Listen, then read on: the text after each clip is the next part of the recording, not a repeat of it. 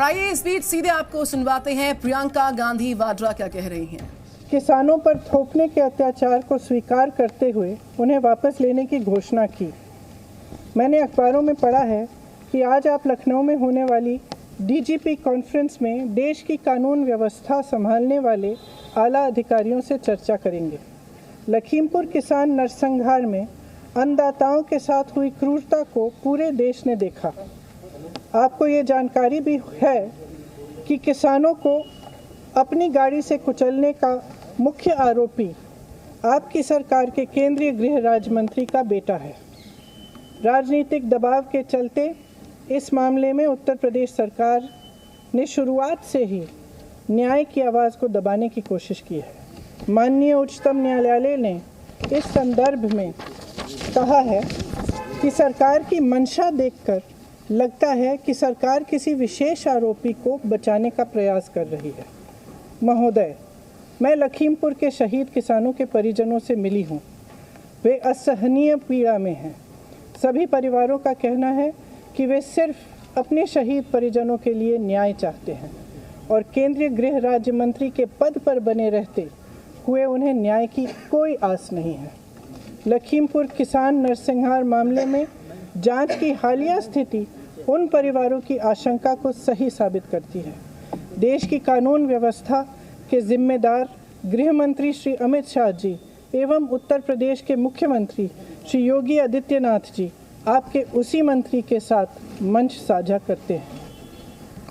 आप देश के प्रधानमंत्री हैं।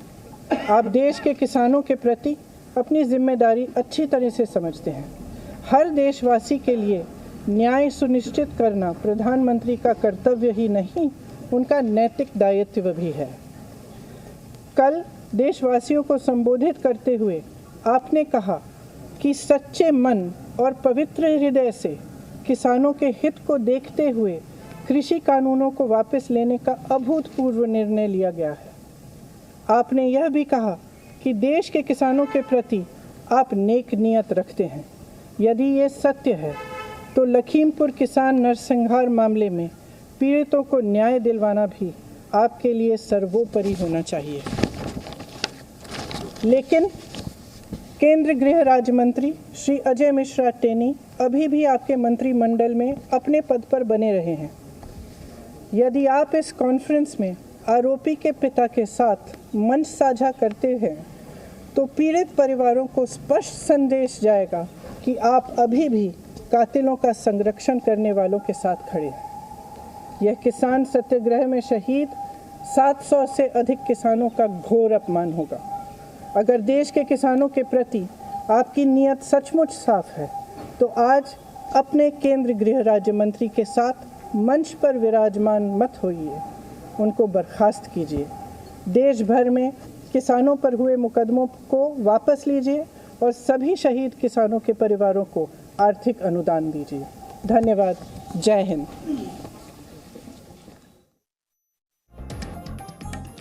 तो लखीमपुर खीरी में जिस तरीके से किसानों पर अत्याचार हुआ है, वो जो पूरा घटनाक्रम था, उस पर कार्रवाई की मांग की जा रही है। प्रियंका गांधी ने कहा कि गृह राज्य मंत्री को हटाने की मांग करते हैं, उनकी बर्खास्तगी की मांग करते हैं। और जिस तरीके से डीजीपी कॉन्फ्रेंस है लखनऊ में, हम चाहते हैं कि आप मंच साझा न करें।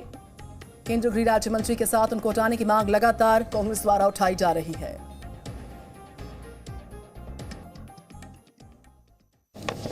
आदरणीय प्रधानमंत्री जी, नमस्कार। लखनऊ आगमन पर आपका स्वागत। कल आपने 3 काले कृषि कानूनों को किसानों पर थोपने के अत्याचार को स्वीकार करते हुए उन्हें वापस लेने की घोषणा की। मैंने अखबारों में पढ़ा है कि आज आप लखनऊ में होने वाली डीजीपी कॉन्फ्रेंस में देश की कानून व्यवस्था संभालने वाले आला अधिकारियों से चर्चा करेंगे।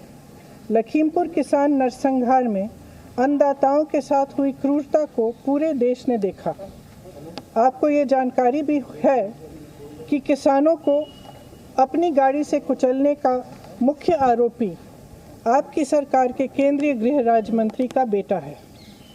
राजनीतिक दबाव के चलते इस मामले में उत्तर प्रदेश सरकार ने शुरुआत से ही न्याय की आवाज़ को दबाने की कोशिश की है।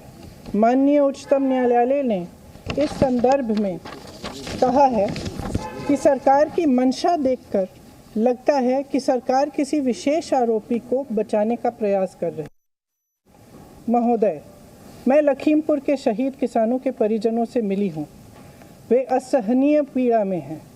सभी परिवारों का कहना है कि वे सिर्फ अपने शहीद परिजनों के लिए न्याय चाहते हैं और केंद्रीय गृह राज्य मंत्री के पद पर बने रहते हुए उन्हें न्याय की कोई आस नहीं है। लखीमपुर किसान नरसंहार मामले में जांच की हालिया स्थिति उन परिवारों की आशंका को सही साबित करती है। देश की कानून व्यवस्था के जिम्मेदार गृह मंत्री श्री अमित शाह जी एवं उत्तर प्रदेश के मुख्यमंत्री श्री योगी आदित्यनाथ जी आपके उसी मंत्री के साथ मंच साझा करते हैं। Presenting B News app, available on Google Play and App Store. Download it now.